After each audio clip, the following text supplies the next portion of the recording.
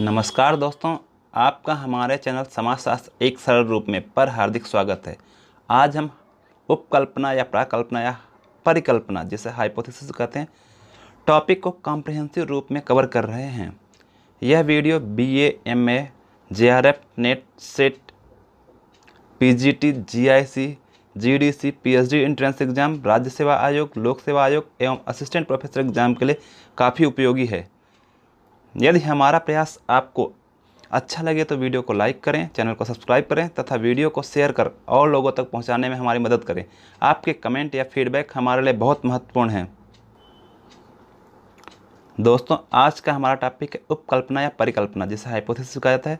अध्ययन की दृष्टि से इसे हम 7 सब टॉपिक में डिवाइड किए हुए हैं जो इस प्रकार हैं। पहला, प्रस्तावना या इंट्रोडक्शन। दूसरा, उपकल्पना या प्राकल्पना का अर्थ एवं परिभाषाएं, meaning and definition of hypothesis. तीसरा, उपकल्पना या प्राकल्पना की विशेषताएं, कैरेक्टरिस्टिक्स ऑफ हाइपोथेसिस। चौथा, उपकल्पनाओं के प्रकार, टाइप ऑफ हाइपोथेसिस।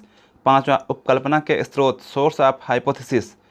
छठा, उपकल्पनाओं का महत्व या उपयोगिता, इंपॉर्टेंस ऑफ हाइपोथेसिस।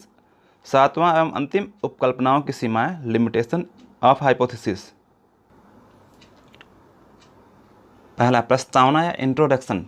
प्राकल्पना या उपकल्पना वैज्ञानिक अनुसंधान का महत्वपूर्ण चरण है। शोध या अनुसंधान करने से पहले अनुसंधान के कारणों और परिणाम के बारे में शोधकर्ता जो एक निश्चित अवधारणा बना लेता है उसे ही प्राकल्पना या उपकल्पना कहते हैं।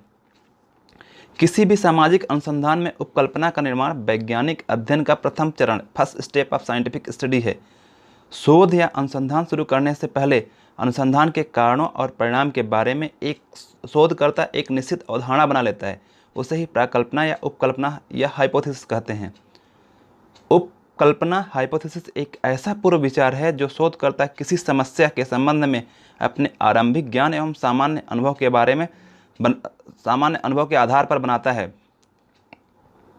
उपकल्पना मानव के ज्ञान के पूर्व अनुमानों पर आधारित होती है, इसलिए इसमें निरीक्षण एवं परिवर्तन करने की आवश्यकता बनी रहती है। PV यंग महोदय कहते हैं, कार्यकारी या काम चलाऊ परिकल्पना का निर्माण वैज्ञानिक पद्धति का प्रथम चरण है। प्राकल्पना या उपकल्पना का अर्थ, मीनिंग ऑफ हाइपोथेसिस। प्राकल्पना दो शब्दों का योग है, प्रा तथा कल्पना। प्रा का अर्थ होता है प्रारंभिक और कल्पना का अर्थ होता है विचार। इस प्रकार प्राकल्पना अनुसंधान एक विषय के संबंध में प्रारंभिक विचार है। इसी प्रकार हाइपोथेसिस दो शब्दों का योग है, एक हाइपो प्लस थीसिस। हाइपो का मतलब होता है टेंटेटिव जिसका मतलब होता है काल्पनिक या कल्पना। वहीं थीसिस का मतलब होता है स्टेटमेंट या प्रस्तावना। अतः हाइपोथेसिस का शाब्दिक अर्थ काल्पनिक प्रस्तावना या टेंटेटिव स्टेटमेंट है। हाइपोथेसिस से शोध का विषय निर्दिष्ट किया जाता है, परंतु कोई हाइपोथेसिस सही है या गलत इसका निर्धारण वास्तविक शोध के आधार पर ही किया जाता है। उपकल्पना या प्राकल्पना की परिभाषाएं, definition of hypothesis. George Caswell, उपकल्पना अध्ययन विषय से संबद्ध अस्थायी तथा काल्पनिक निष्कर्ष है। बोगार्ड्स महोदय कहते हैं, एक उपकल्पना एक प्रस्थापना है जिसका परीक्षण किया जाना बाकी है। तीसरा, पीटर एच मंत्र, उपकल्पना एक काम चलाऊ अनुमान है। PV यंग, एक कार्यवाहक विचार जो उपयोगी खोज का आधार बनता है कार्यवाहक उपकल्पना माना जाता है। लुंडबर्ग महोदय कहते हैं, प्राकल्पना एक काल्पनिक सामान्यीकरण है जिसकी प्रामाणिकता की जांच करना अभी शेष है। प्रारंभिक स्तर पर एक प्राकल्पना प्रतिभा, अनुमान, काल्पनिक विचार या सहज ज्ञान हो सकता है जो क्रिया या शोध का आधार बन सकता है। गुडे तथा हार्ट, उपकल्पना भविष्य की ओर देखती है। यह एक तर्कपूर्ण वाक्य है जिसकी वैधता की जांच की जा सकती है। यह सत्य भी हो सकती है और असत्य भी। उपकल्पनाओं या प्राकल्पनाओं की विशेषताएं, कैरेक्टरिस्टिक्स ऑफ हाइपोथेसिस। प्राकल्पनाओं का निर्माण शोध का एक महत्वपूर्ण चरण है, अतः इसके निर्माण में विशेष सावधानी रखने की जरूरत है। एक अच्छी अथवा कार्यवाहक प्राकल्पना में निम्नलिखित प्रमुख विशेषताएं होनी चाहिए। पहला, अवधारणात्मक स्पष्टता, कॉन्सेप्चुअल क्लैरिटी।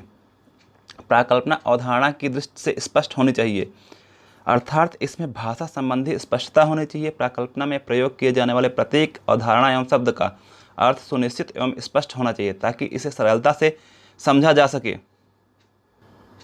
दूसरा, विशिष्टता तथा यथार्थता, स्पेसिफिसिटी एंड प्रिसीजन। प्राकल्पना अध्ययन विषय के विशिष्ट पहलू से संबंधित होनी चाहिए। यदि प्राकल्पना सामान्य है तो इसे विशिष्ट प्राकल्पनाओं में विभाजित किया जा सकता है। प्राकल्पना का परिसीमन इस प्रकार किया जाना चाहिए कि पूर्णतः विशिष्ट तथा निश्चित हो जाए, ताकि तथ्यों की खोज अपेक्षाकृत सुविधाजनक रूप से की जा सके। थर्ड, अनुभविक संदर्भ, एम्पिरिकल रेफरेंस।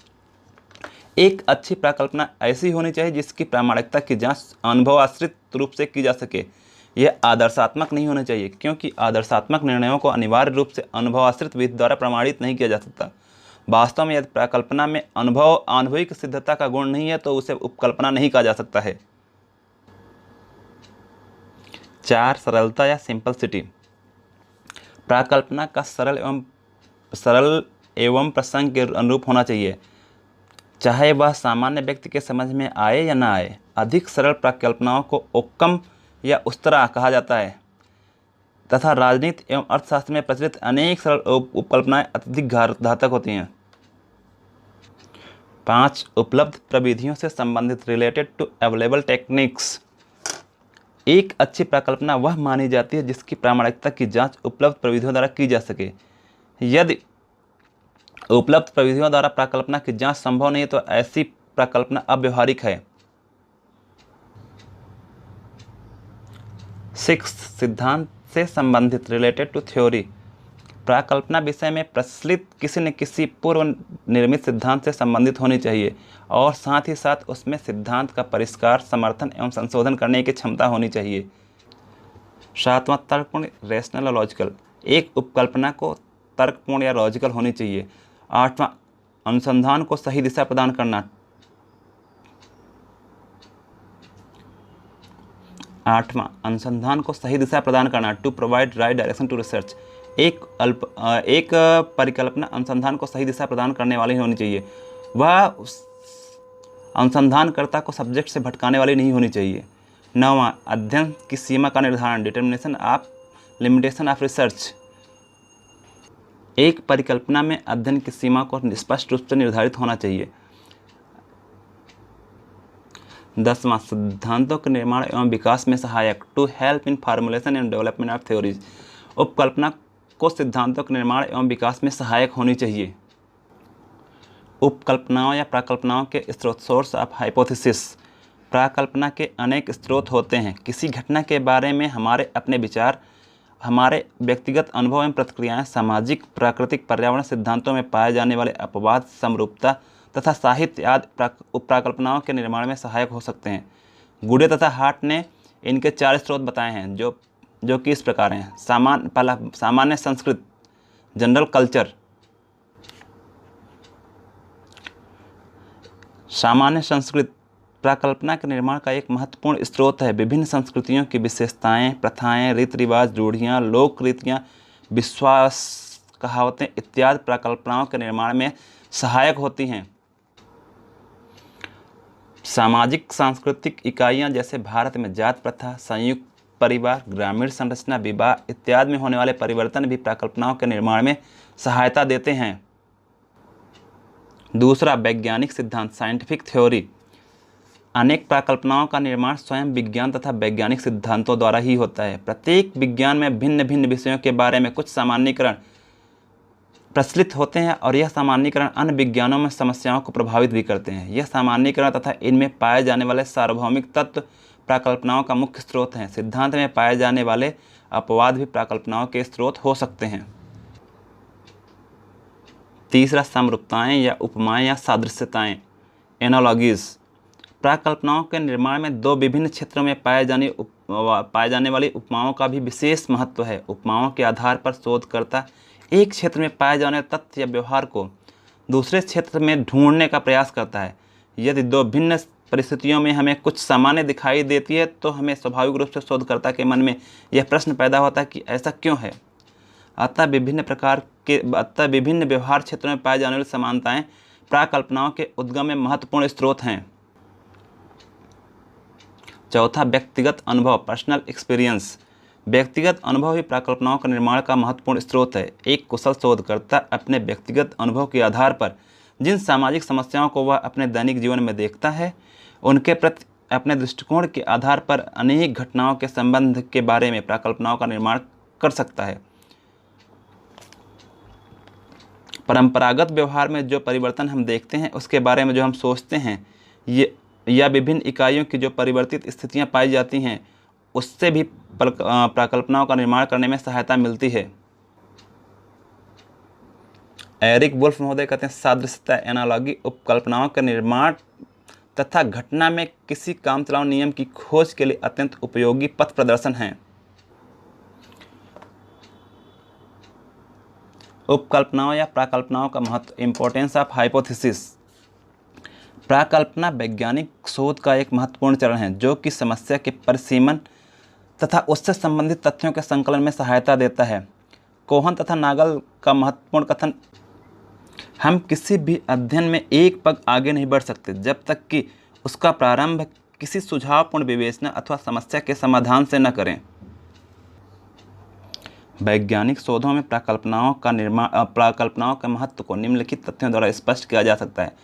पहला, अध्ययन क्षेत्र को सीमित करना, डिलिमिटिंग द स्कोप ऑफ स्टडी। शोधकर्ता किसी घटना, इकाई तथा समस्या का अध्ययन सभी पहलुओं को सामने रखकर नहीं कर सकता है, अतः गहन एवं वास्तविक अध्ययन के लिए अध्ययन क्षेत्र को सीमित करना अनिवार्य है। प्राकल्पना इस कार्य में हमारी सहायता करती है। इससे हमें यह पता चलता है कि किसी वस्तु का क्या, कितना और कैसे अध्ययन करना है। शोध क्षेत्र जितना सीमित होगा, त्रुटियों की संभावना उतनी ही कम होगी। दूसरा, अध्ययन को उचित दिशा प्रदान करना, providing suitable direction to the study. प्राकल्पना केवल अध्ययन क्षेत्र को सीमित करने में सहायक नहीं, अपितु अध्ययन को उचित दिशा भी प्रदान करती है। पीवी यंग महोदय कहते हैं, प्राकल्पना दृष्टिहीन खोज से हमारी रक्षा करती है।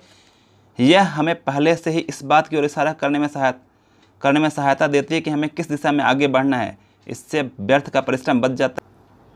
तीसरा, अध्ययन के क्षेत्र में निश्चितता लाना, ब्रिंगिंग डेफिनेटनेस इन स्टडी। प्राकल्पना शोध को सुनियोजित एवं सुनिश्चित बनाने में सहायता देती है। इससे हमें यह पता चल जाता है कि कौन सी सूचनाएं कहाँ से तथा कब प्राप्त करनी है। अतः इससे अनुसंधान में अस्पष्टता तथा अनिश्चितता की संभावना प्रायः समाप्त हो जाती है। चौथा, अध्ययन के उद्देश्य का निर्धारण, stating the purpose of study. प्राकल्पना से अध्ययन के उद्देश्य का स्पष्ट ज्ञान हो जाता है, क्योंकि किसी अमुक घटना या समस्या के पीछे अनेक उद्देश्य हो सकते हैं। प्राकल्पना से हमें यह पता चलता है कि हम किसकी खोज करें। पांचवा, संबंध तथ्यों के संकलन में सहायक, helpful in collection of data. प्राकल्पना अध्ययन को दिशा प्रदान करके इसमें केवल निश्चितता ही नहीं लाती, अपितु समस्या से संबंधित तथ्यों के संकलन में भी सहायता देती है। शोधकर्ता केवल उन्हीं तथ्यों को एकत्रित करता है जिनके आधार पर प्राकल्पना की सत्यता की जांच की जा सकती है, तथा इस प्रकार वह अनावश्यक तथ्यों के संकलन से बच जाता है। छठा, निष्कर्ष निकालने में सहायक, हेल्पफुल इन ड्राविंग कंक्लूजन। प्राकल्पना के द्वारा दो चरों में जिस प्रकार का संबंध का अनुमान लगाया गया है, वह शोध द्वारा या तो सत्यापित होता है या असत्य। अतः यह निष्कर्ष निकालने तथा यहाँ तक कि समस्याओं के समाधान निकालने में सहायक सिद्ध हो सकती है। सातवां, सत्यता की खोज करने में सहायक, helpful in searching the truth. प्राकल्पना अध्ययन को स्पष्ट एवं निश्चित बनाकर प्रमाणित आंकड़ों के कारण सत्यता की खोज करने में सहायता देती है, क्योंकि प्राकल्पना की जांच वास्तविक तथ्यों के आधार पर की जा सकती है। हाइपोथेसिस के महत्व को बताते हुए पीवी यंग महोदय कहते हैं, प्राकल्पना या हाइपोथेसिस दृष्टिहीन खोज, ब्लाइंड सर्च से हमारी रक्षा करती है। यह हमें पहले से ही इस बात की ओर इशारा करने में सहायता देती है कि हमें किस दिशा में आगे बढ़ना है। उपकल्पनाओं या प्राकल्पनाओं की सीमाएं, लिमिटेशन ऑफ हाइपोथेसिस। पहला, प्राकल्पना में अटूट विश्वास, परफेक्ट कॉन्फिडेंस इन हाइपोथेसिस। प्राकल्पना क्योंकि शोधकर्ता के अपने अनुभव पर आश्रित है तथा कई बार उसे प्रारंभ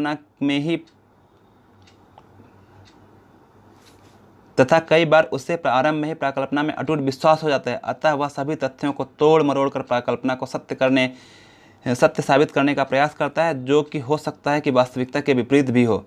दूसरा, तथ्य संकलन की सीमित प्रकृति, limited nature of data collection.